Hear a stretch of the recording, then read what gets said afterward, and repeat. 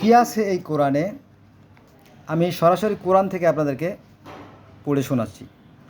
এই কোরআন আল্লাহ ব্যতীত অপর কারো রচনা নয়।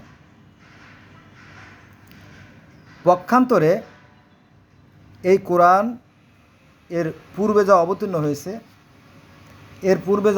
হয়েছে তার সম অর্থক। এর পূর্বে কি কি অবতীর্ণ হয়েছে? বেদ অবতীর্ণ হয়েছে, ত্রিপিটক অবতীর্ণ হয়েছে, জেন্দাবেস্তা আবেতা অবতীর্ণ হয়েছে, গ্রিক পুরাণ অবতীর্ণ হয়েছে, রোমান পুরাণ অবতীর্ণ হয়েছে, মিশরীয় পুরাণ অবতীর্ণ হয়েছে এবং সেই হাজার হাজার বছর আগের, মানে সেই 14,000 বছর আগের বা 12,000 বছর আগের সেই যে পৃথিবীর যে প্রথম লিখিত গ্রন্থ গিলগামেশের মহাকাব্য, সেখানে আমরা সেই একই কাহিনী পাই যে পুতনা পিস্তিম নামে একজন ছিল। সেই পুতনা পিস্তিমের সময় এক প্রলয় হয়েছিল, মহাবন্যা হয়েছিল। সেই পুতনা পিস্তিমের পরিবার শুধু বেঁচে ছিল, আর সবাই ধ্বংস হয়ে গেছিল। আর সেখানে যে 5 ওয়াক্ত নামাজের কথা, যে 5টা স্বপ্ন গিলগামেশ দেখেছিল, সেই কাহিনী আমরা দেখতে পাই। আবার জরস্ট্রার অর্থাৎ পার্সিয়ান ধর্মেও কিন্তু 5 ওয়াক্ত নামাজ পড়ে তারা। হ্যাঁ, আবার হিন্দু বা সনাতন ধর্ম কিন্তু পঞ্চ মহাযজ্ঞ বা 5 বার যে ধ্যান আরাধনা তপস্যার কাহিনী কিন্তু আছে। পূজা না, পূজাটা কীভাবে আসছে আমি জানি না। পূজাটা কেউ পছন্দ করে না। তো সেই সৃষ্টিকতা, আরাধনার কথা, ধ্যানের কথা, তপস্যার কথা বলা আছে। আপনারা যদি বেদ পড়েন তাহলে দেখবেন যে সেখানে ঈশ্বর নিরাকার, সেখানে জ্যোতিময় এবং অশরীর এবং জন্মমৃত্যু রহিত, তার কোনো ক্ষয় লয় বিলীন নেই। তিনি হচ্ছে কি পরমাত্মা। হ্যাঁ, তো এইটা আর কি। কিন্তু এইটা বলে না, এই জিনিসগুলো বলে না। দেখবেন যে একজন ডাক্তারের শত্রু আর একজন ডাক্তার, একজনের শিক্ষকের শত্রু আর একজন শিক্ষক, ওর বদনাম করে। একজন ভিক্ষুকের শত্রু আর একজন ভিক্ষুক। বিষয়টা এরকম কি? হ্যাঁ, একজন ধার্মিক কখনো আর একটা ধর্মের সুনাম করবে না, করলে নিজের অস্তিত্ব বিলুপ্ত হয়ে যাবে, বুঝলেন না? এরকম তো বিষয়টা হিংসি, মানে বাদাবাদি আর কি।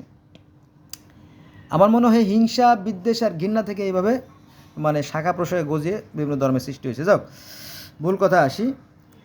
এই কোরআন আল্লাহ ব্যতীত অপর কারো রচনা নয়। পক্ষান্তরে এই কোরআন এর পূর্বে যা অবতীর্ণ হয়েছে তার সমঅর্থক।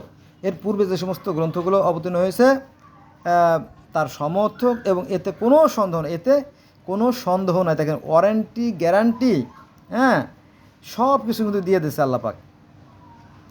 এ বিশ্ব জগতের রবের বিধানসমূহের ব্যাখ্যা। এটা আছে সূরা ইউনুস আয়াত নম্বর 37।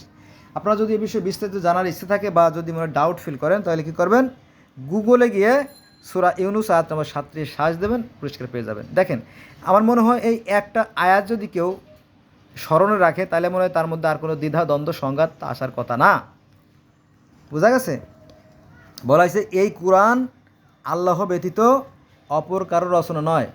এই কোরআন আল্লাহ ব্যতীত অপর কারো রচনা নয়। পক্ষান্তরে অপরদিকে এই কোরআন এর পূর্বে যা অবতীর্ণ হয়েছে তার সম অর্থক বোঝেন? সম মানে সমান অর্থ বহন করে, যে সমান অর্থ বহন করে, এবং এতে কোনো সন্দেহ নেই এই বিশ্ব জগতের রবের বিধানসমূহের ব্যাখ্যা।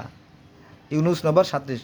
আমারও অনেকে গালাগালি করে, তবে বেশিরভাগ লোকে আমাকে পছন্দ করে, কারণ আমি একজন নিরপেক্ষভাবে বলে থাকি যে এই যে দেখবেন যে বেদে যা আছে, বেদ বা হিন্দু বা সনাতন ধর্মের বেদে যা আছে, আপনার পঞ্চ মহাযজ্ঞ, আবার জরথুস ধর্মে 5 ওয়াক্ত নামাজ, আবার বাইবেল, তাওরাতেও দেখবেন যে ওরা 3 ওয়াক্ত নামাজ পড়ে। আবার রোজা থাকে 40টা।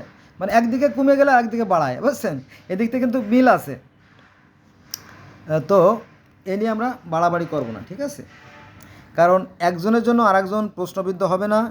কারণ কিয়ামত দিন কারো বাক্য স্ফুট হবে না, কারণ কারোই শব্দ মুখ দিয়ে বের হবে না। সৃষ্টিকর্তা তার মুখ দেখেই বলে দেবেন। তার রেজাল্ট করা থাকবে, মানে রেজাল্ট সেট, যেটা আর কি রেজাল্ট শিট তৈরি করাই থাকবে। কারণ একজন মানুষ যখন কোনো কাজ করে, প্রতিদিন তার আমলনামা ইল্লিনে এবং সিজিনে চলে যায়। যদি সৎ ব্যক্তি হয় তাহলে তার আমলনামাগুলো ইল্লিনে যায় চলে দিনে 2 বার, একবার সকালে আর আসরের সময়। আর যদি অসৎকর্ম হয় তাহলে সিজিনে চলে যায় সকাল আর আসরের সময়, 2 বার করে এই তার আমলনামাগুলো ওখানে জমা হয়ে যায়। যেমন আমরা পরীক্ষার খাতাগুলো জমা দেই দপ্তরির কাছে, দপ্তরি সেই খাতাগুলো জমা দেয় হেডমাস্টারের কাছে, হেডমাস্টার আবার সেটা তালা মারি ধুয়ে দেয় তার আলমারির ভিতরে, ওইটা পরে বিভিন্ন টিচারদের বাসায় চলে যায়, কার বাসায় কোথায় কেউ জানে না। পরবর্তী ফাইনালি একটা রেজাল্ট শিট তৈরি করা হয়।